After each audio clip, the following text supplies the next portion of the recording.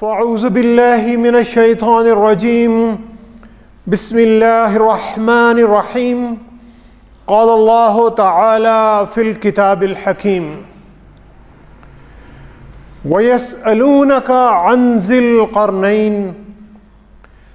قُلْ سَأَتْلُو عَلَيْكُمْ مِنْهُ ذِكْرًا۔ سامعین گرامی، سورہ کہف کی آخری آیات، آخری سے تھوڑے سے پہلے والی آیات 83 سے 101 نمبر تک کی جو آیات ہیں، اس میں رب العالمین ذوالقرنین کا ذکر کر رہے ہیں۔ سورہ کہف جو ایک بہت ہی مبارک سورت ہے، اور نبی رحمت صلی اللہ علیہ وسلم نے جمعے کے روز سورہ کہف کی تلاوت کرنے کی ضرور تاکید فرمائی۔ اس سورت میں 4 قصے آتے ہیں۔ پہلا قصہ اس میں اصحاب کہف کا ہے، ان نوجوانوں کا قصہ جو ایک غار میں جا کر جنہوں نے پناہ لی تھی۔ دوسرا قصہ اس میں 2 باغ والوں کا آتا ہے۔ تیسرا قصہ حضرت خضر کا قصہ ہے، اور چوتھا قصہ اور آخری قصہ وہ ذوالقرنین کا قصہ ہے کہ جسے اللہ تعالیٰ نے ایک بہت بڑی بادشاہت عطا کی تھی، مشرق سے مغرب تک کی، اور پوری دنیا کی بادشاہت، حکمت، مال و دولت، اسباب، جاہ و جلال، شان و شوکت، یہ ساری چیزیں عطا کی تھیں۔ نبی رحمت صلی اللہ علیہ وسلم جب مکہ المکرمہ میں اسلام کی دعوت قریش مکہ تک لے کر جاتے ہیں، تو قریش مکہ کو، مشرکین مکہ کو بڑی تشویش ہوتی ہے، اور وہ اس خیال میں ہوتے ہیں کہ کس طرح نبی کریم صلی اللہ علیہ وسلم کو وہ جھوٹا ثابت کریں۔ تو انہیں کوئی بتاتا ہے کہ تم مدینہ میں جو یہود کے، اہل یہود کے جو بڑے بڑے عالم ہیں، انہیں الہامی کتابوں کا بڑا علم ہے، تو تم ان کے پاس جاؤ۔ تو وہ اپنے بندوں کو ان کے پاس بھیجتے ہیں جو عالمین یہود ہوتے ہیں، ان کے بڑے عالم ہوتے ہیں ان کے پاس، اور وہ جو یہود کے عالم ہیں وہ ان مشرکین مکہ کو بتاتے ہیں کہ تم واپس جاؤ اور اس شخص سے جو نبی ہونے کا دعویٰ کرتا ہے اس سے 3 سوال پوچھنا، اور اگر وہ تمہیں 3 سوالوں کے جواب دے دے تو سمجھ لینا کہ وہ اللہ کا سچا نبی ہے، اور اگر وہ نہ دے سکے تو پھر اس کی نبوت کا دعویٰ صحیح نہیں ہے۔ پہلا سوال انہوں نے کیا کہ ان سے پوچھنا کہ جو غار والے نوجوان تھے ان کا قصہ کیا تھا، اور دوسرا آپ نے سوال یہ پوچھنا ہے کہ اس سیاح کا قصہ بتائیں جو زمین کے مشرق سے مغرب تک پہنچ گیا تھا، اور تیسرا سوال یہ کرنا کہ روح جو ہے، انسانی روح، زندگی، روح کی حقیقت کیا ہے۔ تو سورہ کہف میں 2 سوالوں کے جواب آتے ہیں، اصحاب کہف کا قصہ اور اس سیاح کا قصہ جو مشرق سے مغرب کی طرف گیا، ذوالقرنین کا قصہ جو کہ آج کے ہمارے اس خطبے کا موضوع ہے۔ اور جو تیسرا سوال تھا وَيَسْأَلُونَكَ عَنِ الرُّوحِ، کہ روح کے بارے میں جو سوال کرتے ہیں، وہ سورہ بنی اسرائیل جو سورہ کہف سے پہلی سورت ہے اس میں اللہ تعالیٰ نے اس کا ذکر کیا۔ اب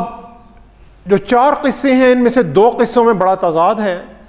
پہلا قصہ اصحاب کہف کا قصہ ہے کہ جس میں نوجوان ہوتے ہیں جن کے پاس کوئی طاقت نہیں ہے، کوئی مال و دولت نہیں ہے، کوئی جاہ و حشمت نہیں ہے، کوئی انفلوئنس نہیں ہے، کوئی اثر و رسوخ نہیں ہے سوسائٹی میں، اور وہ ظالم بادشاہ کے اس ڈر سے کہ وہ نوجوان صرف اللہ کے راستے پر اور اللہ کے دین پر چلنے کا انہوں نے عزم کیا ہوتا ہے، اور اس ڈر سے کہ وہ انہیں بادشاہ کہیں قتل نہ کر دے اور انہیں سزا نہ دے دے، وہ بھاگ کر ایک غار میں پناہ لے لیتے ہیں۔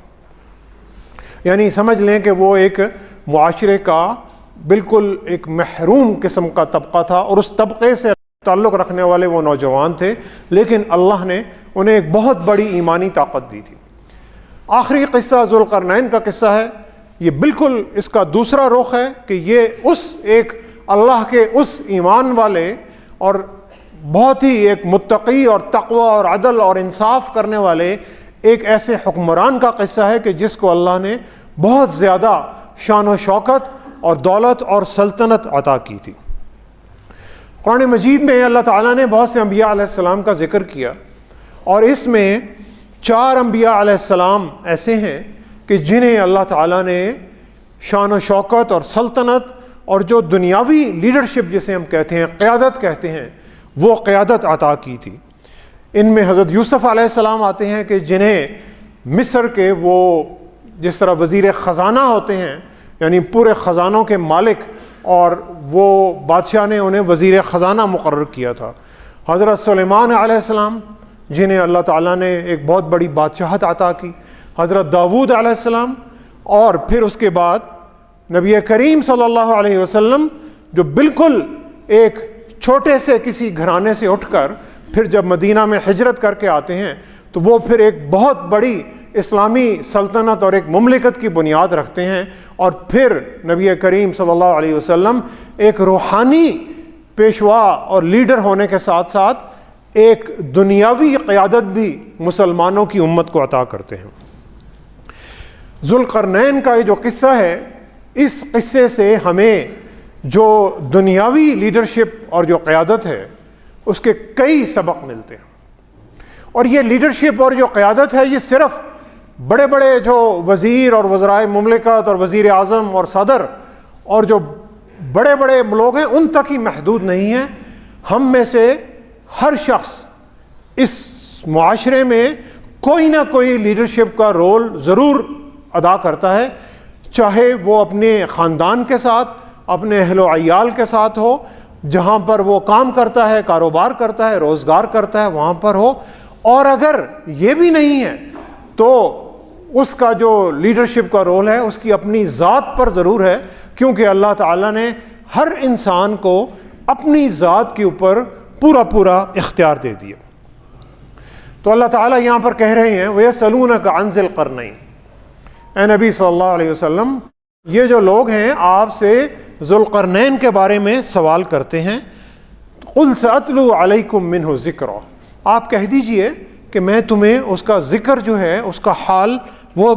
سناتا ہوں۔ إِنَّا مَكَّنَّا لَهُ فِي الْأَرْضِ وَآتَيْنَاهُ مِنْ كُلِّ شَيْءٍ سَبَبًا، اسے اللہ تعالیٰ کہہ رہے ہیں کہ ہم نے زمین میں اقتدار عطا کیا تھا، اور پھر اسے تمام وسائل بھی فراہم کر دیے تھے، طاقت، عزت، دولت، فوج، عدالت، جتنے بھی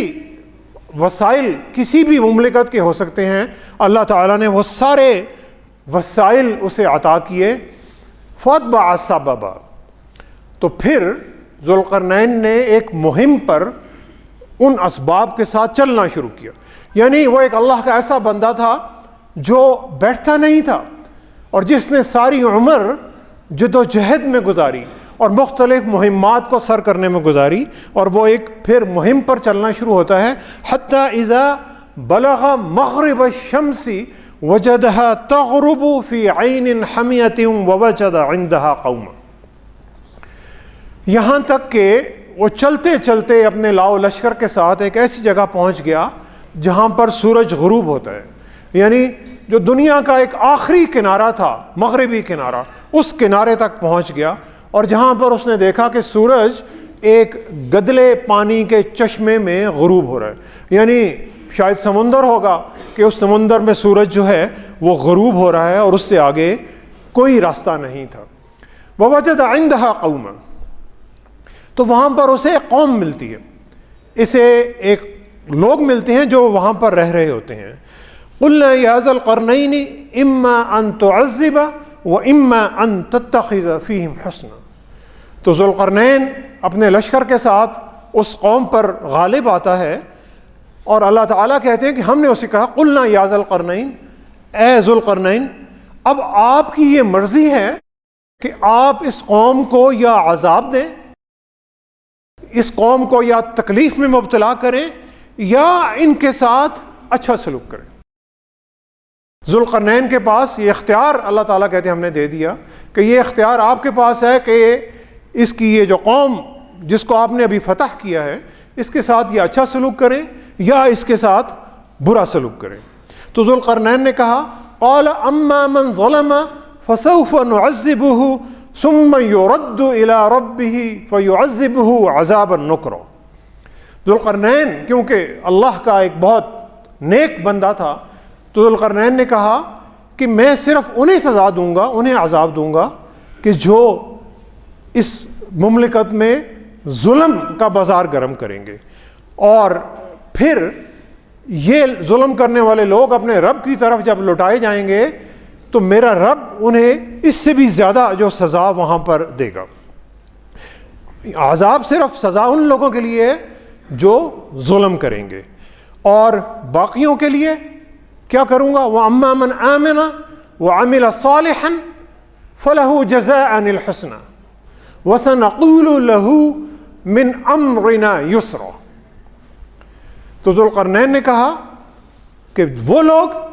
جو اللہ پر ایمان لاتے ہیں, دو شرطیں اس نے کہیں, وَأَمَّا مَنْ آمَنَ وَعَمِلَ صَالِحًا, اور اچھے اور نیک کام کریں گے تو میں انہیں جزا عطا کروں گا اور ان کے ساتھ آسانی والا, یسرا والا سلوک کروں گا, نرمی والا اور پیار اور محبت والا سلوک کروں گا. سامعین گرامی, یہ قیادت کا پہلا سبق کہ اگر آپ کو کسی بھی لوگوں کے اوپر کوئی اختیار مل گیا ہے تو یہ نہیں ہے کہ آپ ظلم کا بازار گرم کر دیں یا آپ کا جو دل کرتا ہے کریں. ایک اچھا لیڈر عدل اور انصاف کرتا ہے, وہ لوگ جو ظلم کرتے ہیں ان کے لیے سزا رکھتا ہے, اور وہ لوگ جو اللہ کے راستے پر چلتے ہیں اور اچھے اعمال کرتے ہیں ان کے لیے وہ آسانیاں پیدا کرتا ہے. ثم اتبع سببا, پھر ذوالقرنین دوبارہ ایک مہم پر نکل جاتا ہے. اس قوم میں وہ ایک اپنا عدل اور انصاف کا سسٹم نافذ کر کے کسی اور مہم پر آگے چلتا ہے, اور پھر وہاں تک پہنچتا ہے کہ جہاں سے سورج طلوع ہو رہا ہوتا ہے, یعنی زمین کا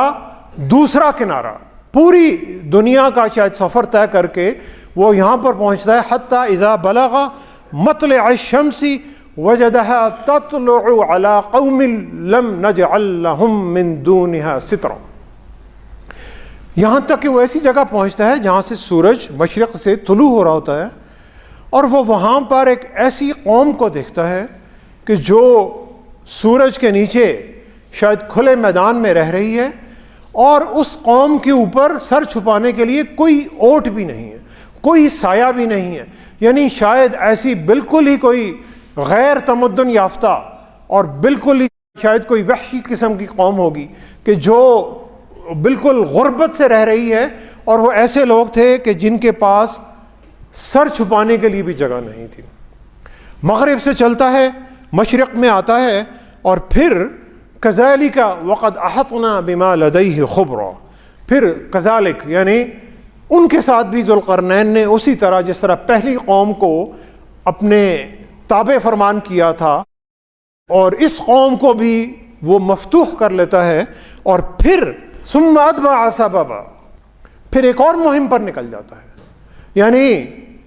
اپنی دھن میں مگن چلتا جا رہا ہے, استقامت کے ساتھ, صبر کے ساتھ, بڑے عظیم جذبے کے ساتھ جد و جہد کر رہا ہے.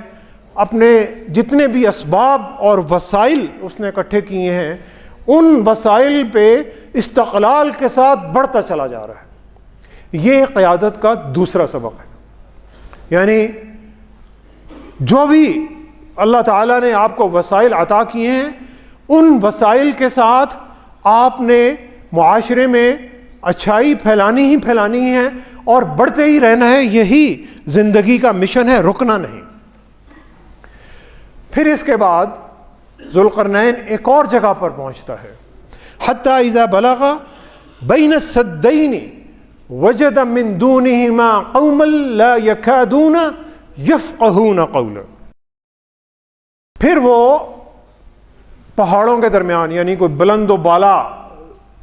دیواریں یا پہاڑوں کے درمیان کوئی وادی تھی, اس وادی میں پہنچتا ہے, اور اس وادی میں اسے ایک بالکل ہی غیر قسم کی قوم ملتی ہے جو اس کی کوئی زبان نہیں سمجھ سکتی. یفقہون قولا. ذوالقرنین ان کی زبان نہیں سمجھ سکتا اور نہ ہی وہ ذوالقرنین کی زبان سمجھ سکتے ہیں. اب ذوالقرنین اس قوم سے بات چیت کر رہا ہے، کمیونیکیٹ کر رہا ہے، جسے ہم آج کی زبان میں کمیونیکیشن سکل کہتے ہیں. تو لازماً ذوالقرنین نے اس قوم کی زبان سیکھی ہوگی تاکہ وہ ان سے بات چیت کر سکے،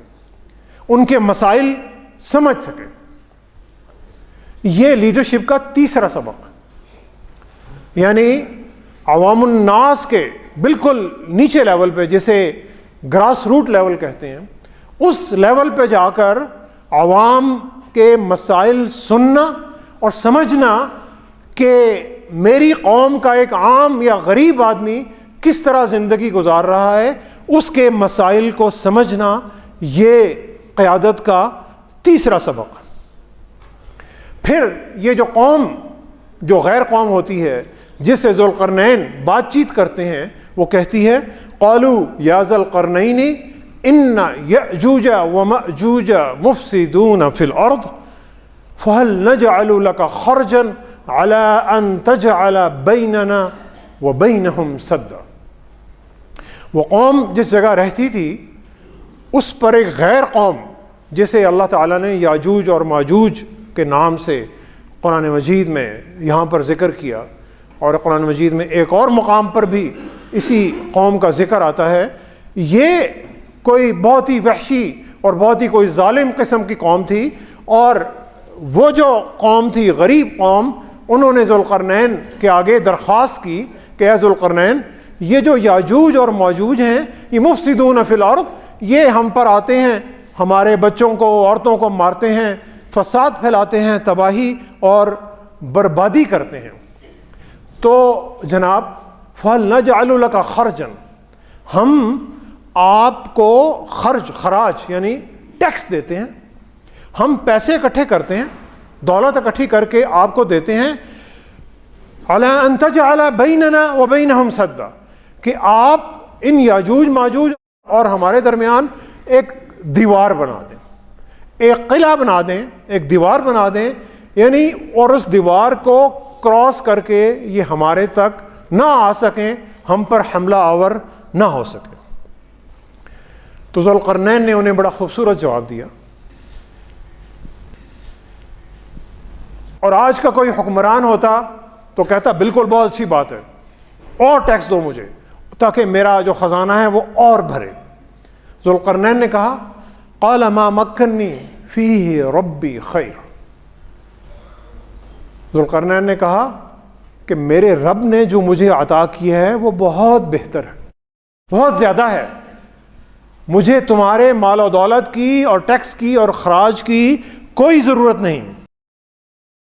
سامعین گرامی، یہ قیادت کا چوتھا سبق کہ جو اللہ والے حکمران اور لیڈر ہوتے ہیں وہ عوام کو دیتے ہیں لیتے نہیں، دیتے ہیں لیتے نہیں، اور وہ اپنی صلاحیتوں سے، اپنی علم اور اپنی حکمت سے وسائل پیدا کرتے ہیں اور عوام الناس کے لیے آسانیاں پیدا کرتے ہیں. لیکن ذوالقرنین نے اپنی قوم سے ایک بڑی عجیب بات کی. اس نے کہا مجھے اللہ نے وسائل بھی دیے ہیں، میرے پاس مال و دولت بھی ہے، میرے پاس علم و حکمت بھی ہے، میرے پاس ہنر بھی ہے، میں تم سے پیسے نہیں مانگ رہا، لیکن فَأَعِينُونِي بِقُوَّةٍ أَجْعَلْ بَيْنَكُمْ وَبَيْنَهُمْ رَدْمًا. میں تم سے مدد مانگ رہا ہوں، کس چیز کی؟ پیسوں کی نہیں، مال نہیں مانگ رہا. تم مجھے افرادی قوت فراہم کرو، یعنی تمہارے قوم کے جو لوگ ہیں، جو طاقتور لوگ ہیں، وہ میرے ساتھ آئیں اور میں ان کے ساتھ مل کر یہ دیوار بناؤں گا. یعنی اپنی مدد آپ کے تحت تم مجھے افرادی قوت فراہم کرو. اور پھر وہ کہتا ہے کہ آتونی زبر الحدید، تم مجھے لوہے کے ٹکڑے لا کر دو. یہ جو قوم تھی پسماندہ قوم تھی، ان کے پاس افرادی قوت بھی تھی، ان کے پاس خام مال بھی تھا، یعنی لوہے کے ٹکڑے بھی تھے، اور پھر لوہے کے ٹکڑے جب وہ لا کر ذوالقرنین کو دیتے ہیں تو حتی اذا ساوا بین صدفین قال انفخوا، پھر ذوالقرنین نے ان سے کہا کہ آگ جلاؤ، آگ کو دہکاؤ، یعنی لوہے کے ٹکڑے آ گئے، افرادی قوت آ گئی۔ اب ذوالقرنین انہیں ایک ماہر جیسے کوئی انجینئر اور جو آرکیٹیکٹ یا کوئی ڈیزائنر ہوتا ہے اس کی طرح انہیں ہدایات دے رہا ہے، ان کے ساتھ کام بھی کر رہے ہیں کہ اب آگ دہکاؤ۔ قال آتونی افرغ علیہ قطرہ، اور پھر تانبا لے کر آؤ۔ اس کی قوم کے لوگ تانبا لے کر آتے ہیں، آگ جلاتے ہیں، ذوالقرنین ان کے ساتھ موجود ہیں، ذوالقرنین اس تانبے کو پگھلاتے ہیں اور اس لوہے کے ٹکڑوں سے وہ ایک دیوار بنا دیتے ہیں، ایک بہت بڑی دیوار، ایسی دیوار کہ جس میں نہ ہی کوئی نقب لگ سکتی ہے اور نہ ہی اس دیوار کو کوئی پھلانگ کر آ سکتا۔ تو سامعین گرامی، ذوالقرنین کے اس قصے میں یہ پانچواں اور سب سے اہم سبق یہ ہے کہ جو لیڈر ہے وہ صرف کمانڈ نہیں دے رہا، لیڈر آپ کو امپاور کر رہا ہے، با اختیار بنا رہا ہے۔ آپ ہی کے دیے ہوئے جو وسائل ہیں ان وسائل کو اکٹھا کر کے ایک ایسی نئی ٹیکنالوجی اور علم اور ہنر لوگوں کو سکھا رہا ہے کہ وہ اس سے پھر خود دیوار بنا رہے ہیں، اور وہ اسے ایک بہترین ٹیکنالوجی صرف دے نہیں رہا بلکہ سکھا رہا ہے کہ جب ذوالقرنین وہاں پر نہیں ہوگا تو وہی لوگ اس کے دیے ہوئے ہنر کو استعمال کر کے دوبارہ وہ دیوار بنا سکتے ہیں۔ اب اس قوم کے پاس افراد بھی تھے، اس قوم کے پاس لوہا بھی تھا، اس قوم کے پاس تانبا بھی تھا، اس قوم کے پاس آگ بھی تھی، لیکن یہ قوم وہ ایک لوہے کی دیوار نہیں بنا سکتی تھی کیونکہ ان کے پاس یہ ہنر نہیں تھا۔ یہ سامعین گرامی اسی طرح ہے کہ جس طرح پاکستان کپاس پیدا کرتا ہے، کاٹن بہت زیادہ مقدار میں، دنیا میں شاید چوتھا یا پانچواں ملک ہے جو کپاس پیدا کرنے میں سر فہرست آتا ہے، لیکن پاکستان کی جو ٹیکسٹائل اور جو کپڑے کی جو ایکسپورٹس ہیں وہ بنگلہ دیش سے بھی کم ہے، اور بنگلہ دیش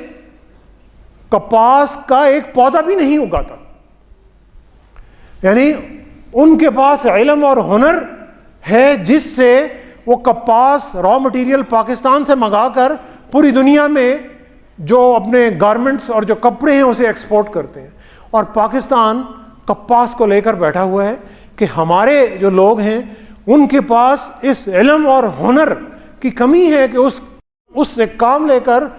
وہ اس اللہ کی دی ہوئی دولت کو پوری دنیا تک پہنچا سکے۔ تو سامعین گرامی، یہ وہ لیڈر تھا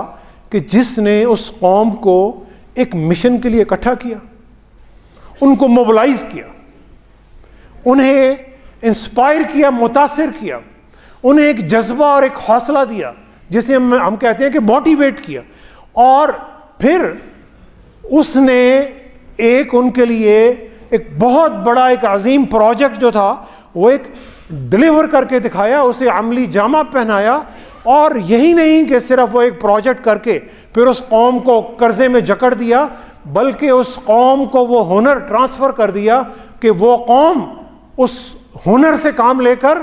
اس قسم کی کئی دیواریں دوبارہ بنا سکتی تھی۔ یہ ذوالقرنین کی لیڈرشپ کا پانچواں اور سب سے اہم سبق ہے۔ اور پھر آخری اور چھٹا سبق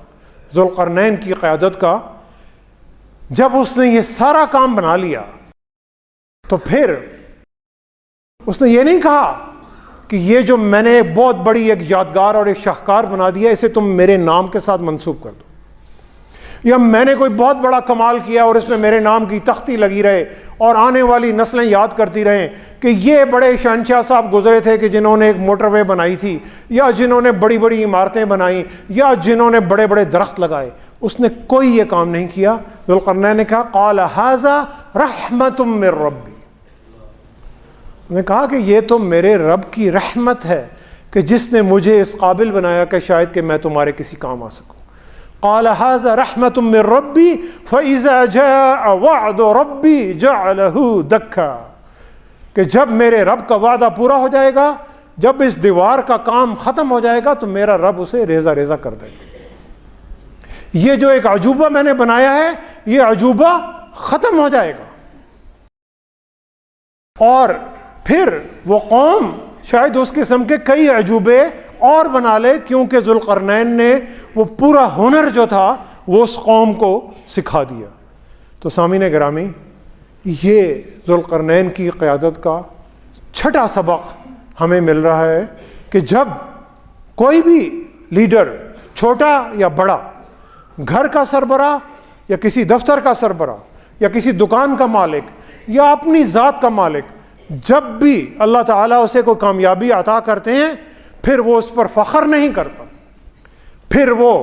اس پہ فوٹو آپس نہیں کرتا کہ تصویریں چھپ رہی ہیں اور پوسٹر لگ رہے ہیں. وہ کہتا ہے یہ تو میرے رب کی بڑی رحمت ہے. قال ھذا رحمت من ربی. اور لیڈر سکھاتا ہے، وہ ایک استاد ہوتا ہے، وہ ایک ہنر دیتا ہے، وہ ایک تعلیم دیتا ہے، اور قوم کو اور وہ لوگ کہ جنہیں اللہ نے اس کے ماتحت کیا ہے وہ لوگ اس سے تعلیم لیتے ہیں. یعنی ایک شخص تعلیم دے رہا ہے اور پھر اس سے تعلیم لینے والے لوگ بھی موجود ہیں، کیونکہ اگر ایک شخص تعلیم دینے کے لیے تیار ہے اور تعلیم لینے والا ہی کوئی نہیں تو پھر یہ بھی کوئی قیادت نہیں ہے، یہ بھی کوئی لیڈرشپ نہیں ہے. تو کیونکہ جو آج تعلیم لے رہے ہیں، جو آج کے طالب علم ہیں، وہ کل کے استاد بنیں گے، کل کے لیڈر بنیں گے. اگر آج انہوں نے تعلیم لی نہیں تو وہ کل کے استاد کیسے بنیں گے؟ اس لیے سامعین گرامی، ایک قابل استاد 1000 یا اس سے بھی زیادہ طالب علموں کی زندگی کو تبدیل کر سکتا ہے اگر وہ طالب علم سیکھنا چاہتے ہوں. لیکن 1000 استاد مل کر بھی ایک طالب علم کی زندگی کو تبدیل نہیں کر سکتے اگر وہ طالب علم سیکھنا نہیں چاہتے. طالب علم کے لیے سیکھنا فرض ہے اور استاد کے لیے سکھانا فرض ہے. سامعین گرامی، مسلمان کی یہ ڈیوٹی ہے. ثم اتبع سببا، اس نے رکنا نہیں ہے، اس نے اپنے وسائل کو، اپنی صلاحیتوں کو، اللہ تعالیٰ نے جو بھی علم اسے دیا ہے اسے بڑھاتے رہنا ہے. اس نے لینا نہیں ہے، اس نے دینا ہے. اس نے علم بانٹنا ہے، اس نے سہولتیں دینی ہیں، اس نے، اور پھر جب اسے کامیابی ملتی ہے تو اس نے اپنی صلاحیتوں پر